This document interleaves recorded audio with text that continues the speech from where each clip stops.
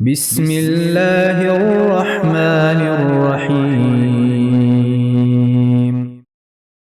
حضرت ابو ہریرہ رضی اللہ تعالیٰ عنہ بیان کرتے ہیں، رسول اللہ صلی اللہ علیہ وسلم نے فرمایا، مومن کے مومن پر 6 حق ہیں۔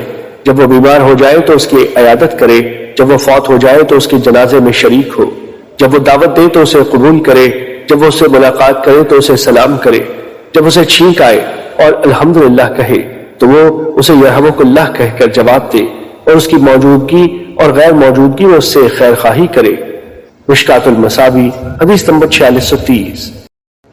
حضرت ابو ہریرہ رضی اللہ تعالیٰ عنہ بیان کرتے ہیں، رسول اللہ صلی اللہ علیہ وسلم نے فرمایا، تم اس وقت تک جنت میں داخل نہیں ہو سکتے جب تک تم مومن نہیں بن جاتے، تم اس وقت تک مومن نہیں بن سکتے جب تک تم باہم محبت نہیں کرتے۔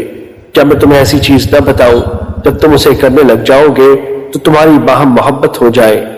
آپس میں سلام پھیلاؤ۔ مشکات المصابیح حدیث نمبر 4631۔ حضرت عمر رضی اللہ تعالیٰ عنہ نبی صلی اللہ علیہ وسلم سے اس قصے کے بارے میں روایت کرتے ہیں، فرمایا، مظلوم کی مدد کرو اور راستہ بھٹکے ہوئے شخص کی رہنمائی کرو۔